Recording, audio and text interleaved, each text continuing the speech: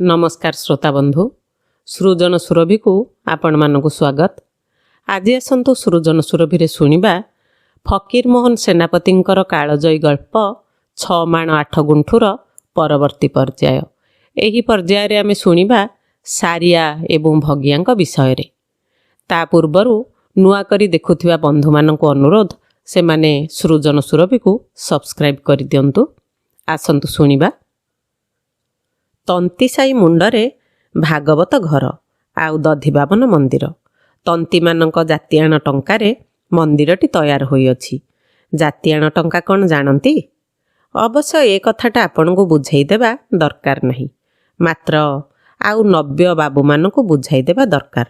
कारण से माने विद्वान, बड़ बड़ कथा पढ़िछंती, बड़ बड़ कथा जानती। आपण जेजे बापार बापा नाम पचार अंडाळी हेबे, किंतु इंग्लैंडर तृतीय चार्ल्सर 15 पुरुषर नाम सेमानंकर कंठस्थ। इंग्रेज समाज बा फरासी समाजर कथा गुड़ाक पढ़िले लोके विद्वान कहिबे। आपणार बा प्रतिवासी जाति और समाजर कथा जानिबार दरकार कौन? जाओ सेथिरे कौन अछि? बाबू माने ए कथा सुनिले खपा होई जिबे। आम्भ मानकर कहिबा दरकार कौन? जातियाण टंकार अर्थ एही जे जाति मध्यरे केही भल मंद कले पंच माने ताहाकु जरिमाना करंती, किंबा केही गरीब जाति भाई देई न पारिले 5 गोसेई किछि मान्य नेई ताहाकु उठाई नियंती। टंका परमाणिक जिम्मारे थाए, सेही टंकारे मंदिरटी तैयार होई अछि। एही नियम सबु हाटुआ जातिरे चले। आहा, एही सुंदर प्रथाटी दिनकु दिन लोप पाउअछि। आजिकाली अदालत दुआर मेला, लोक माने ज्ञानी अर्थात सभ्य हेलेनी। 5 शासन किए मानुछि? इंग्रेजी आईन कहे, देख बाबा सावधान, तुम्भे जदि किछि अपराध कर आउ सेथिरे जदि आईन संगत प्रमाण पाऊ आमे तुमको दंड देबु। चालाक लोक कहिले, आज्ञा आपण जेमंत प्रमाण न पाइबे सेथिर फिकर आमको जणा। आउ वकील ताहांक पिठी थापुड़े कहिले, कुछ परवा नहीं, टंका आण, मु कला को धड़ा करदेवी। एथिरे एही फल हेउछि जे अनेक चालाक और धनवान लोक सत अपराध करी मध्य देह झाड़ी चली जाउछंती। निरीह निर्धन लोकंकु हरबर पड़िबाकु हेउछि। आउ दुई पक्ष मकदमारे टंका बांटी कांगाल। सेही टंका 12 भूत गोटाई खाउअछंती। आउ पंचुआतींक आखिरे धूली पकाइबार बाट नाही। पुणी प्रकृत अपराधी ठारू जरिमाना असुल टंका सत्कार्यर लागुथिला। निर्बुद्धित्वर सहित तंती जातिर गोटे संबद थिबार समस्ते बोलती। काहारी बुद्धिर त्रुटि देखिले लोके बोलती, आरे तुटा तंती ना कौन रे? अर्थात तू तंती परी हुंडा। आपण सभ्यता शिखिथिले तंती मानकर दधिबावन मंदिर तैयार कथा शुणी सेही प्रबादटाकू अकाट्य सत्य बोली विश्वास करिवे। आपण कहिबे, साधारण टंका गुड़िक एपरी अपव्यय किया? किलिटर साहेबंकर नामरे हास्पताल बसाओ, मंदिरटा कौन पाई? आपणक मन जोगाई कथा कहिबा आम्भमानकर कार्य, मात्र आपणक कथाटा आम्भमानक मनकु किपरि लागुअछि आपणकु कुहा जाउ नाही ए कथा ठीक। किंतु तंती बुद्धि अर्थ कौन जानती? एहा गोटिए जोगारूढ़ शब्द। जेमंत पंकज बोइले पद्म, तेबे पद्मरु जे जात हेब, अर्थात घोड़ा दल, शिउली, शामुका, गेंडा समस्ते कि पद्म ताहा नुहे। सेहीपरि तंती अर्थ निर्बुद्धिया, निर्बुद्धिया अर्थ तंती नुहे। से दिन मानचेस्टर तंती माने पार्लियामेंट कंपाई देले, ताहा कि जानती नहीं? आपण जे बाबू साजी अछंती ताहा तो केवल तंती प्रसादात। ए प्रकार तंतींक बुद्धि प्रति दोषारोप करिबा एक प्रकार बैमानी। हिसाब धरिले आम्भमानकर पूर्वपुरुष समस्ते तंती थिले। एथिरु प्रमाण संग्रह निमंते प्रश्नतत्व विद्यार अनुशीलन करिबार नाही। ग्राम ग्राम के ठाकुर मंदिर गुड़िक सेथिरे प्रत्यक्ष साक्षी। कौनसी विषय दुई पट न देखी हठात सिद्धांतरे उपनीत हेबा तंतीत्वर चिन्ह बोली आम्भे माने विश्वास करू। देखा जाऊ ठाकुर मंदिर गुड़ाक वास्तविक तंतींक कार्य कि नुहे। घोर मफसलिया लोकमानक कथा आपणको जणाथिब। सेमाने दिन जाक दुख धंदारे लागिथांती। ସଞ୍ଜବେଳେ ମୁଠାଏ ମୁଠାଏ ଖାଇ ଶୋଇପଡ଼ନ୍ତି। ଗ୍ରାମରେ ଧର୍ମ ପ୍ରଚାରକ ନାହାନ୍ତି, ଲାଇବ୍ରେରୀ ନାହିଁ, ଧର୍ମ କଥା କାହୁଁ ଶୁଣିବେ। ଠାକୁର ମନ୍ଦିରରେ ସଞ୍ଜ ସକାଳେ ଶଙ୍ଖ ଘଣ୍ଟା ବାଜେ। ପିଲାଠାରୁ ବୁଢ଼ା ପର୍ଯ୍ୟନ୍ତ ସମସ୍ତଙ୍କୁ ଏହି ଶବ୍ଦ ଜଣାଇ ଦିଏ ଜଗତରେ ପ୍ରଭୁ ଅଛନ୍ତି। ସେଠାରେ ଭାଗବତ ଗାଦି ଅଛି। ରାଧାଷ୍ଟମୀ, ଜନ୍ମାଷ୍ଟମୀ, କାର୍ତ୍ତିକ ମାସ ପ୍ରଭୃତି ପର୍ବ ଦିନ ମନ୍ଦିରରେ ଭାଗବତ ପାଠ ହୁଏ। ଲୋକମାନେ ଯାଇ ଶୁଣନ୍ତି। ମନ୍ଦିର ନଥିଲେ ପ୍ରଭୁଙ୍କ ନାମ ବା ଧର୍ମଗ୍ରନ୍ଥ ଶୁଣିବାର ଉପାୟ ନଥିଲା। ବିଦେଶୀ ଲୋକ କିମ୍ବା ଗ୍ରାମରେ କାହାରି ଖଞ୍ଜ ଖଞ୍ଜରେ ଭାତ ରନ୍ଧା ହୋଇ ନ ପାରିଲେ ପୂଜାରୀ ପାଖରେ ଯୋଡ଼ାଏ ପଇସା ପକାଇଦେଲେ ପେଟେ ପ୍ରସାଦ ଖାଇବାକୁ ମିଳେ। ପଞ୍ଚୁଆତି ଗ୍ରାମ ଲୋକଙ୍କ ଦୋଷାଦୋଷର ବିଚାର ଠାକୁର ମନ୍ଦିରରେ ହୁଏ। ଆମ୍ଭେମାନେ ସଂକ୍ଷେପରେ ଇଂରାଜୀ ତର୍ଜମା କରିଦେଲେ ଆପଣ ସହଜରେ ବୁଝିପାରିବେ। ଠାକୁର ମନ୍ଦିର ଗୁଡ଼ିକରେ ଗ୍ରାମ ମଧ୍ୟରେ ଚର୍ଚ୍ଚ ଅର୍ଥାତ୍ ଭୋଜନାଳୟ, ପବ୍ଲିକ୍ ଲାଇବ୍ରେରୀ ଅର୍ଥାତ୍ ସାଧାରଣ ପୁସ୍ତକାଳୟ, ହୋଟେଲ ଅର୍ଥାତ୍ ଭୋଜନାଳୟ, ଟାଉନ୍ ହଲ୍ ଅର୍ଥାତ୍ ଭାଗବତ ଘର, ଏହି ଚାରି କାର୍ଯ୍ୟ ଚଳେ। ସେ କଥା ଯାଉ, ଆମ୍ଭମାନଙ୍କୁ ଆଉ କଥା ଲେଖିବାକୁ ହେବ। ଆଉ ହାଟୁଆ ଜାତିଙ୍କ ପରି ତନ୍ତୀମାନଙ୍କର ମଧ୍ୟ ଜଣେ ପରମାଣିକ ଅଛି। ସେ ଜାତି ମଧ୍ୟରେ ପ୍ରଧାନ। ପରମାଣିକକୁ ନ ଧରିଲେ ଜାତିଆଣ କର୍ମ କିଛି ଚଳେ ନାହିଁ। ବାହାପୁଆଣି ହେଲେ ପରମାଣିକ ଜାତିରେ ଗୁଆ ଦିଏ। ସେଥି ସକାଶେ ମୂର୍ତ୍ତିଏ ଲୁଗା ଆଉ ଗୋଟିଏ ଗୁଆ ମାନ୍ୟ ପାଏ। ଜାତିର ହାରିଗୁହାରି ପରମାଣିକଠାରେ ହେଲେ ସେ ଗୁଆ ଦେଇ ପଞ୍ଚୁଆତ ଶଙ୍ଖୁଳି ଆଣେ। ସଭାରେ ଫୁଲଚନ୍ଦନ ଆଗେ ପରମାଣିକକୁ ଦିଆଯାଏ। ଜାତି ଭାତରେ ପରମାଣିକ ଆଗେ କୃଷ୍ଣ ନ କଲେ କାହାରି ହାତ ଚଳେ ନାହିଁ। ଏହି ପରମାଣିକ ପଦଟା ପୁରୁଷାନୁକ୍ରମିକ, ଅର୍ଥାତ୍ ପରମାଣିକ ପୁଅ ପରମାଣିକ ହେବ କିମ୍ବା ତାହା ବଂଶରୁ କେହି ଜଣେ ହେବ। ଯେ ସେ ଲୋକ ହୋଇପାରିବ ନାହିଁ। ବର୍ତ୍ତମାନ ପରମାଣିକର ନାମ ଭଗିଆଚନ୍ଦ। ଭଗିଆ ବିଚରା ବଡ଼ ସାଧାସିଧା ଲୋକ। ଛନ୍ଦ କପଟ ତା ମନକୁ ଛୁଇଁ ନାହିଁ। ତାକୁ ଶାଗ କହ ହଁ, ମୁଗ କହ ହଁ। ଗାଁ ଲୋକମାନେ ଭଗିଆକୁ ହୁଣ୍ଡା ତନ୍ତୀ ବୋଲି ଡାକନ୍ତି। ଆପଣଙ୍କ ମୁହଁ ଆକାରରୁ ସବୁ କଥା ଜଣାପଡ଼ିଗଲାଣି। ଆପଣ କହୁଛନ୍ତି ବା କହିବେ କିମ୍ବା କହିବାକୁ ମନେ କରିଅଛନ୍ତି ବା କରିବେ, ଏଗୁଡ଼ାକ ନିପଟ ତନ୍ତୀ ନୁହନ୍ତି ତ ଆଉ କ'ଣ? ବାପା ପରମାଣିକ ଥିଲା ବୋଲି ହୁଣ୍ଡାଟାକୁ ସରଦାର କରି ସବୁ ତନ୍ତୀଗୁଡ଼ାକ ତାକୁ ଜୁହାରୁଛନ୍ତି। ଆରେ ବାବୁ, ଯେବେ ଜଣେ ସରଦାର କରିବାର ଦରକାର ହେଲା, ପାର୍ଲିଆମେଣ୍ଟର ମେମ୍ବର ବା ୟୁନାଇଟେଡ୍ ଷ୍ଟେଟ୍ର ପ୍ରେସିଡେଣ୍ଟ ବାଛିଲା ପରି 5 ଜଣଙ୍କର ଭୋଟ ନେଇ ଜଣେ ସିଆଣିଆ ଭଳିଆ ଲୋକକୁ ପରମାଣିକ କର। ତାହା ନକରି ବାପ ପରମାଣିକ ଥିଲା ବୋଲି ଅଯୋଗ୍ୟ ଲୋକଟାକୁ ପରମାଣିକ କରି ବସିଅଛ। କଥାଟା ଏକା ସତ। ମନ ଲାଗିଗଲା ପରା। ହକ କଥାରେ ଉଁଚୁ କରିବାକୁ କି ବାଟ ଥାଏ? ଆମ୍ଭେମାନେ ବରାବର ତନ୍ତୀମାନଙ୍କ ପଟ ଧରି ଚାଲିଲୁ। ଏଣିକି ଆଉ ବାଟ କାହିଁ? ଆମ୍ଭେମାନେ ପ୍ରତିଜ୍ଞା କରିଛୁ ବା କରିବୁ, ତନ୍ତୀ କଥାରେ ଆଉ ପାଖ ପଶିବୁ ନାହିଁ। ହେଲେ ତନ୍ତୀମାନଙ୍କୁ ଚିହ୍ନି ରଖିବା ଉଚିତ। ହେ ପାଠକ ଅବଧାନ, ଆମ୍ଭମାନଙ୍କ ଜ୍ଞାନ ଅତି ଅଳ୍ପ, ସୁତରାଂ ତନ୍ତୀ ଚିହ୍ନିବାକୁ ନିତାନ୍ତ ଅକ୍ଷମ। ଅନୁଗ୍ରହ କରି ଆମ୍ଭମାନଙ୍କୁ ତନ୍ତୀ ଚିହ୍ନାଇ ଦିଅନ୍ତୁ। ହିନ୍ଦୁ ହୋଇଥିଲେ ବେଦ ବେଦାନ୍ତ ହିନ୍ଦୁଶାସ୍ତ୍ର ଅବଶ୍ୟ ମାନ୍ୟ କରିବେ। ଶାସ୍ତ୍ରରେ ଅଛି, ସମୋଦମସ୍ତପଃ ଶୌଚମ୍ ସନ୍ତୋଷମ୍ କ୍ଷାନ୍ତିରାର୍ଜବମ୍ ମଦଭକ୍ତିଶ୍ଚ ଦୟା ସତ୍ୟମ୍ ବ୍ରହ୍ମ ପ୍ରକୃତମୟସ୍ତ୍ୱମାହା। ଏହି ସମସ୍ତ ବ୍ରହ୍ମତ୍ୱର ଲକ୍ଷଣ। ସେହି ବ୍ରାହ୍ମଣଙ୍କ ପଦଧୂଳି ଆମ୍ଭେମାନେ ମସ୍ତକରେ ଧାରଣ କରିବାକୁ 100 ବାର ପ୍ରସ୍ତୁତ।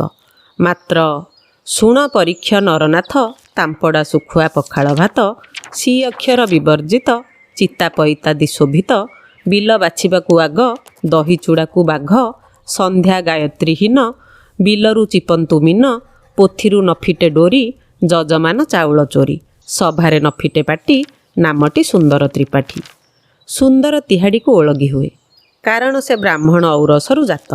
ସୁନ୍ଦର ତିହାଡ଼ି ଆପଣଙ୍କ କୁଳ ପୁରୋହିତ, ଯେହେତୁ ତାହାଙ୍କ ବାପା ପୁରୋହିତ ଥିଲେ। ଆପଣଙ୍କୁ ବୋଲିବାକୁ ସାହସ ଅଣ୍ଟୁ ନାହିଁ, କିନ୍ତୁ ଆମ୍ଭେମାନେ ପାଞ୍ଜିରେ ନାମ ଲେଖି ରଖିଲୁ। ପୁଣି ଶାସ୍ତ୍ରରେ ଲେଖା ଅଛି, ଅଜ୍ଞାନ ତିମିରାନ୍ଧସ୍ୟ ଜ୍ଞାନାଞ୍ଜନ ଶଳାକୟା ଚକ୍ଷୁର୍ନୀଳିତମ୍ ଯେନ ତସ୍ମୈ ଶ୍ରୀ ଗୁରବେ ନମଃ। ଅଜ୍ଞାନ ରୂପକ ନେତ୍ର ରୋଗରେ ଅନ୍ଧ ବ୍ୟକ୍ତିର ଚକ୍ଷୁ ଜ୍ଞାନରୂପ ଅଞ୍ଜନ ଶଳାକା ଦ୍ୱାରା ଯେ ଉନ୍ନୀଳିତ କରନ୍ତି, ସେହି ଗୁରୁଙ୍କୁ ନମସ୍କାର କର। ସତ୍ୟ ବୋଲନ୍ତୁ, ଏପରି ଲୋକଙ୍କୁ ଗୁରୁ କରନ୍ତି କି ଗୁରୁର ପୁତ୍ର ଆପଣଙ୍କ ଗୁରୁ? ଯାଉ, ସେ କଥା ଗୁଡ଼ାକ କହିଲେ କ'ଣ ହେବ? ମାତ୍ର ତନ୍ତୀ ଚିହ୍ନା ପଡ଼ିଗଲେ। ଗୋଦରିଲୋ, ଆପଣା ଗୋଡ଼କୁ ଅନା। ଖୋଜି ବସିଲେ ହରଦର କୁହୁଡ଼ି ପହଁରା ଢେର ପାଇବା। ଧାନ କୁଟୁଣା ଭାଗବତ ପଢ଼ିଲା ପରି ଆମ୍ଭେମାନେ ଗାଁ କଥା ଲେଖୁ ଲେଖୁ ଆପଣଙ୍କ ଭଳିଆ ଲୋକଙ୍କ କଥା କହି ବସିଅଛୁ। ତେବେ କ'ଣ ଜାଣନ୍ତି, ବିଷୟଟା ପଡ଼ିଲେ ଖାଲରେ ପଡ଼ୁ ଢିପରେ ପଡ଼ୁ ସମସ୍ତେ ଦି' କଥା ମାରିଦିଅନ୍ତି। ସଂକୀର୍ତ୍ତନରେ ହାଉଡ଼ା ମଧ୍ୟ ଆଁ କରିଦିଏ। ସେସବୁ କଥା ଥାଉ, ଏବେ ଗାଁ କଥା ଶୁଣନ୍ତୁ। ଆଟିକା ମାପକୁ ପଲମ, ଭଗିଆ ଯେପରି ହୁଣ୍ଡା, ତା ଭାର୍ଯ୍ୟା ସେହିପରି ହୁଣ୍ଡି। ନାମଟି ସାରିଆ। ବୟସ ଅନ୍ଦାଜ 25 ହେବ।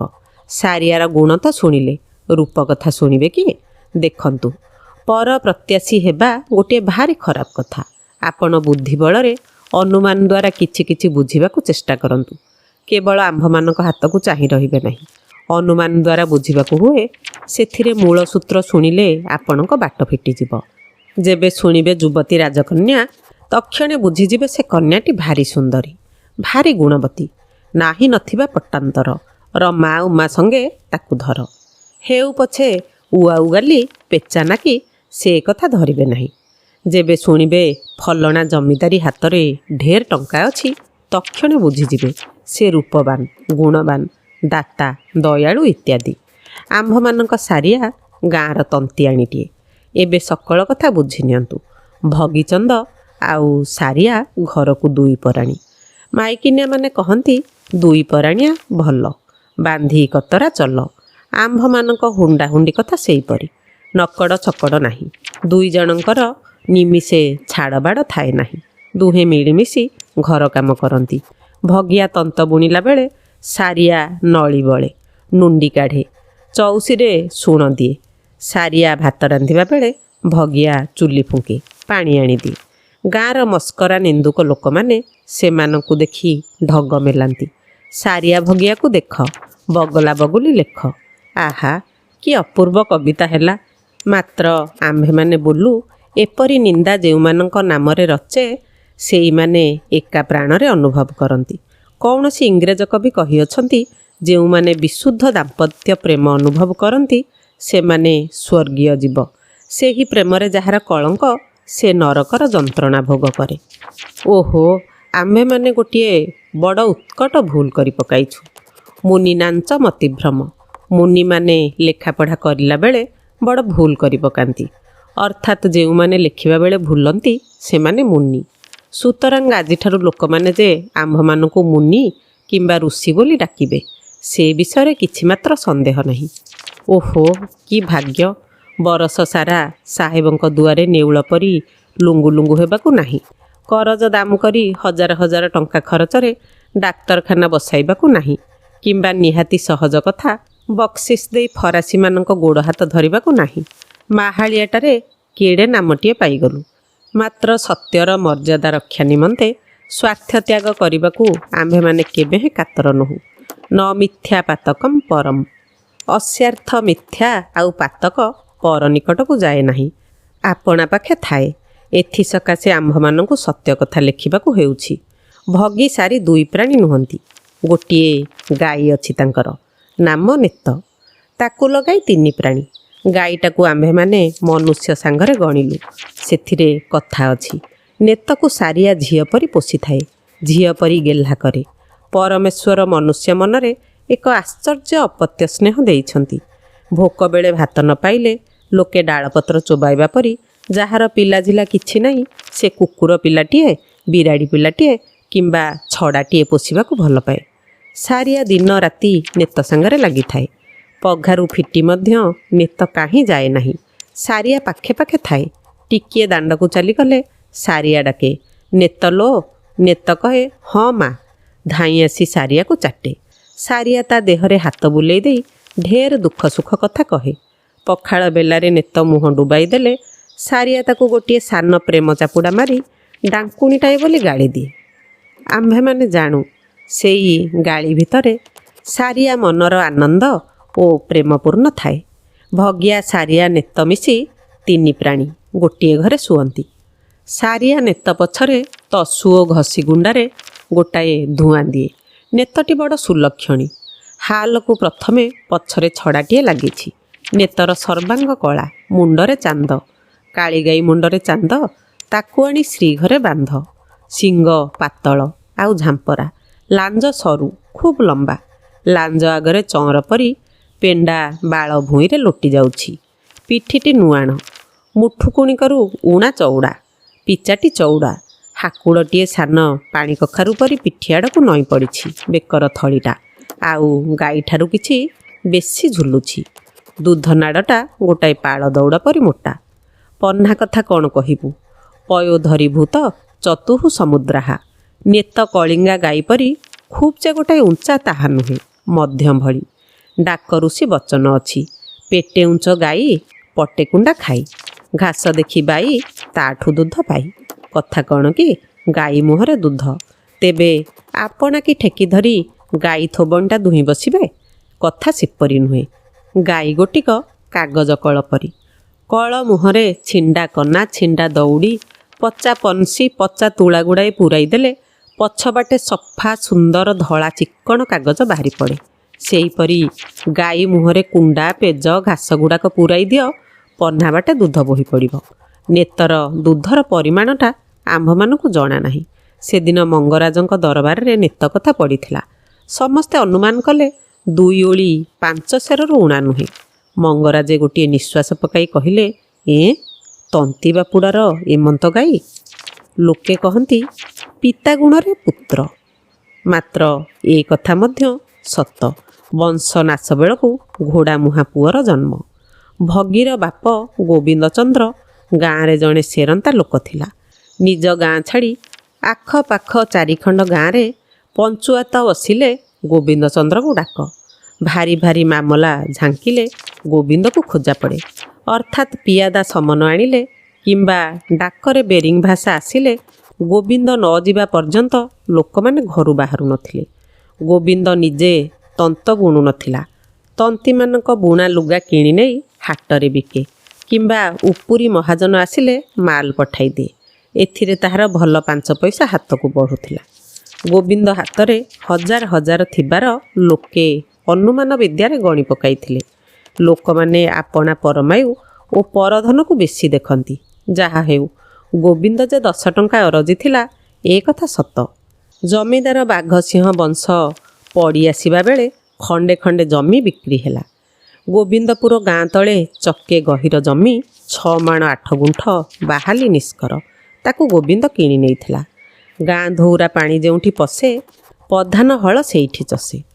ଅସ୍ୟାର୍ଥ ପଧନ ଗ୍ରାମର ସର୍ବୋତ୍କୃଷ୍ଟ ଜମି ଖଣ୍ଡକ ଚାଷ କରେ ଗୋବିନ୍ଦ। ଜମି ଖଣ୍ଡରେ ଗାଁ ଧଉରା ପାଣି ପଶେ, ଭାରି କଳିନ୍ଦ। ପାଣି ବହୁଳ ହେତୁରୁ ରାବଣା ଧାନ ହୁଏ। ଜମି ପାଇଲେ ସିଆଣା, ଧାନ ବୁଣିବ ରାବଣା।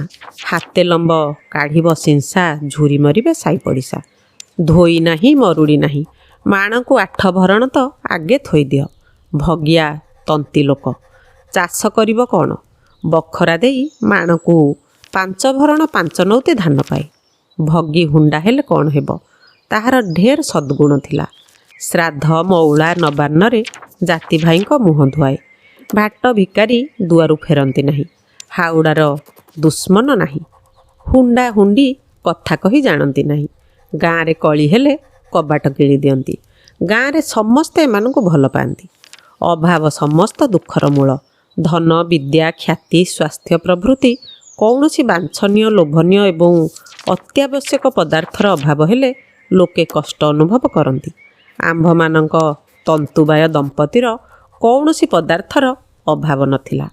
ପବିତ୍ର ଦାମ୍ପତ୍ୟ ସ୍ନେହ, ବିଶୁଦ୍ଧ ପ୍ରେମ, ଅଖଣ୍ଡ ସନ୍ତୋଷ, ନିରବଚ୍ଛିନ୍ନ ସ୍ୱାସ୍ଥ୍ୟ, ସରଳ ଧର୍ମଭାବ ପ୍ରଭୃତି ସ୍ୱର୍ଗୀୟ ଭାବମାନ ଯଦି ଆପଣ ଏକ ସ୍ଥାନରେ ସମାବେଶ ଦେଖିବାକୁ ଇଚ୍ଛା କରନ୍ତି, ତେବେ ଆମ୍ଭେମାନେ ଏହି ଗ୍ରାମ୍ୟ ତନ୍ତୁବାୟ ପରିବାରର ନାମ ଉଲ୍ଲେଖ କରିପାରୁ। ଆମ୍ଭେମାନେ ଆଜନ୍ମ କାଳ ଦେଖି ଶୁଣି ପଢ଼ି ବୁଝିଅଛୁ, ନିରବଚ୍ଛିନ୍ନ ସୁଖବିଧି ମନୁଷ୍ୟ ଲଲାଟରେ ପ୍ରଭୁ ଲେଖି ନାହାନ୍ତି। ତନ୍ତୁବାୟ ପରିବାର କି ଏହି ନୈସର୍ଗିକ ନିୟମର ବହିର୍ଭୂତ? ମହାକବି କାଳିଦାସ ଲେଖିଛନ୍ତି, ପ୍ରାୟେଣ ସାମଗ୍ର୍ୟ ବିଧୌ ଗୁଣାନାଂ ପରାଙ୍ଗୁଖ ବିଶ୍ୱସୃଜ ପ୍ରଭୃତି। ଏହି ମହାବଚନକୁ ବା ଆମେ ଅମାର୍ଜିତ କରିବୁ କାହିଁକି? ତେବେ ଏମାନେ କି ପୂର୍ଣ୍ଣ ସୁଖୀ ନୁହନ୍ତି? କିଏ କହିବ? କିପରି ବା କହିପାରିବ? ଶାଳଗ୍ରାମର ବସିବା ଶୋଇବା ସମାନ। ମନୁଷ୍ୟର ହୃଦୟ ଭାବ ହାସ୍ୟ କ୍ରନ୍ଦନ ସ୍ରୋତ ଧରି ବାହାରି ପଡ଼େ। ଏମାନେ ହସିବାର କେହି ଦେଖି ନାହିଁ, କାନ୍ଦିବାର କେହି ଶୁଣି ନାହିଁ। ଆମ୍ଭମାନଙ୍କ ପାଖରେ କିନ୍ତୁ କାହାରି କଥା ଲୁଚିବାର ବାଟ ନାହିଁ। ବଣୁଆମାନେ ଖୋଜର ମଡ଼ା ଧରି ଧରି ଯାଇ ଜନ୍ତୁ ଭେଟନ୍ତି। ସେହିପରି ଆମ୍ଭେମାନେ ଲୋକଙ୍କର କାର୍ଯ୍ୟ ସବୁର ପିଛା ଧରି ଧରି ସେମାନଙ୍କ ମନର ଭାବ ଧରି ପକଉ। ସେଦିନ ରାତିରେ ରୁକୁଣିମା ବୋହୂର ଷଠି ଘରକୁ ସାରିଆ ଯାଇଥିଲା। ପିଲାଟାକୁ ଚାହିଁ ଦେଇ ଚାଲି ଆସିଲା। ଚକୁଳି ବାଣ୍ଟ ଯାଏ ରହିଲା ନାହିଁ। ଘରକୁ ଆସି ପେଟ ଟାଣୁଛି ବୋଲି କହିଲା। ଉପାସ ଶୋଇପଡ଼ିଲା। ଆମ୍ଭେମାନେ ମଧ୍ୟ ଜାଣୁ। ଅନେକ ରାତି ପର୍ଯ୍ୟନ୍ତ ନ ଶୋଇ ଏକଡ଼ ସେକଡ଼ ହେଉଥିଲା। ଭଗିଆ ଥରେ କହିଲା, ଦୈବ ତ ଦେଇନାହିଁ, ଦୁଃଖ କଲେ କ'ଣ ହବ? କ'ଣ ଦେଇନାହିଁ କିଛି ତ ବୁଝି ହେଲା ନାହିଁ। ବାର ବରତରେ ସାରିଆର ଆଜିକାଲି ଭାରି ମନ। ବୁଢ଼ୀ ମଙ୍ଗଳାଙ୍କଠାରେ ବେଶୀ ବେଶୀ ଭକ୍ତି ଦେଖାଉଛି। ଡାକ୍ତର ଆଉ ଓକିଲଙ୍କ ଦୁଆରେ କାହାକୁ ଦେଖିଲେ ବୁଝିନେବ ସେହି ଲୋକଟା ଉପରେ କିପରି ବିପଦ ପଡ଼ିଛି। ଆମମାନଙ୍କ ବୁଢ଼ୀ ମଙ୍ଗଳାଙ୍କ ଦ୍ୱାରା ଡାକ୍ତର ଆଉ ଓକିଲ ଦୁଇ କାର୍ଯ୍ୟ ହୁଏ। ଗାଁରେ କାହାରି କିଛି ପୀଡ଼ା ହେଲେ କିମ୍ବା ମାଲି ମାମଲା ପଡ଼ିଲେ ମଙ୍ଗଳାଙ୍କର କିଛି ଲାଭ ହୁଏ। ମଙ୍ଗଳାଙ୍କଠାରେ ସାରିଆର ଭକ୍ତି ଦେଖି ବୁଝୁଅଛୁ ତା ମନରେ କଷ୍ଟଜାତ ହୋଇଅଛି। ସାରିଆ ପିଣ୍ଡାରେ ବସି ନଟି ବୁଲାଉଥିବା ବେଳେ ଦାଣ୍ଡରେ କୌଣସି ସାନ ପିଲା ଖେଳୁଥିବାର ଦେଖିଲେ ତାହା ହାତ ନଟେଇଟା ବୁଲେ ନାହିଁ। ଉଆଁସ ପୁନେଇରେ ଘରେ ପିଠାଟିଏ ଛେନା ଟିକିଏ ହେଲେ ସାରିଆ ନିଶ୍ୱାସ ପକାଏ। ଭଗି ରାଣ ନିୟମ ପକାଇ ନ ଖୁଆଇଲେ ଖାଏ ନାହିଁ। ସେଦିନ ସାନ କସ୍ତା ଯୋଡ଼ଟିଏ ଜଣେ ଫରମାସ ଦେଇ ଭଗି ପାଖରୁ ବୁଣାଇ ନେଲା।